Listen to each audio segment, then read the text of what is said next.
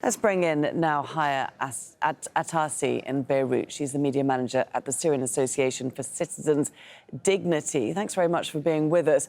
I think it's first worth remembering, isn't it, that these refugees, these people, these families, they're returning to a country that is still at war. Is it safe to go back? What risks do they face?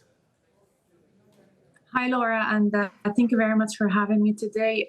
Of course, it is extremely dangerous for Syrians to be returning back to Syria, given that there is no safe environment that is suitable for the return.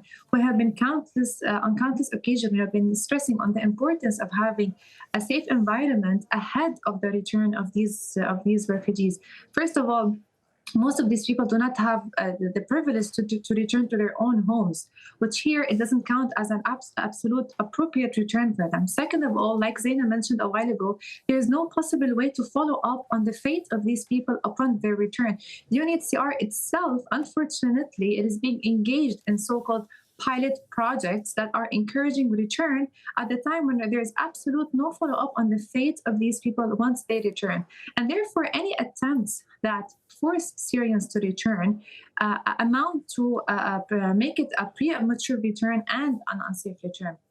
We at the Syrian Association for Citizen Dignity conducted surveys very recently with 438 Syrians living in Lebanon. And according to the results, 89% of them are living in poverty, in extreme poverty. 64% of them have no legal documentation. And therefore, we are seeing that the Syrians are actually being put in a situation where they are forced to make the bitter choice of having to go back to an unsafe Syria. At the same time, we are seeing that the UNHCR and other UN agencies are decreasing their aid to the Syrian refugees living in Lebanon. And we do understand that the burdens that the Lebanese government faces. And here is where the international community has to step in, first and foremost, to provide aid for these communities, and second of all, to prevent them from going back to an extremely unsafe place for them. Human Rights Watch reported hundreds of arrests this year of Syrian refugees who were residing in Turkey. They were allegedly forced back over the border into Syria at gunpoint. What could you tell us about that? I'm sorry, did you mention Turkey? I didn't hear you properly. Yes. The same situation applies. Unfortunately, the context of Turkey is quite different from the context of Lebanon. But in both cases, this amounts to forced return. This amounts to unsafe return. And this technically, it breaches the universal principle of non-refoulement, because right now there is nowhere in Syria that is safe.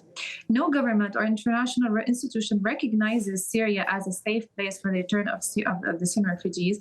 And on top of all of that, the main driver of displacement, which is the Syrian regime, is still in power and is still ruling the country. So at the time when there is an absolute absence of a safe environment in Syria, we cannot say that it is safe for Syrians to be whether pushed back to Syria or put in a situation that forces them to go back to an unsafe Syria. If people do go back to Syria voluntarily or otherwise, and the situation is not tenable for them, they can't stay there, are they then allowed to come back into Lebanon or Turkey or other places? Are they welcomed back in? There's one thing that I want to really stress on. It is utterly unacceptable for any refugee to need a security clearance for them to return back to their country. This is what Zaina mentioned a while ago. So the mere fact that they actually want a security clearance indicates how safe it is for them to go back. Now, there are several attempts of people who return back and then they decide to leave again. And this is what makes forced returns really dangerous, because at the time when we are trying to solve the crisis of the refugees in an extremely, let's say, a premature way, we are really risking the fact that these people will try to escape again. Of course, it is not possible for them to go back to Lebanon in legal ways. So many of them are trying to smuggling routes. We have seen what happened with the death boats in Lebanon a few weeks ago when people are trying to reach Europe. In cases of Turkey, there are people who are trying to be smuggled in again into Turkey.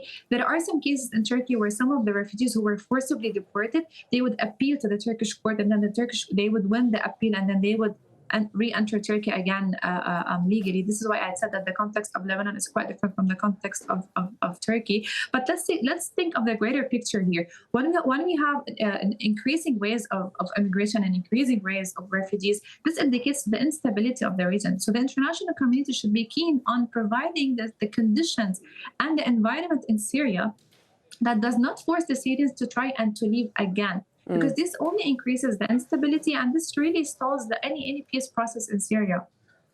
Okay, Haya Atassi, thank you very much for taking the time to join us there from Beirut. Thank you, Laura. Thank you very much.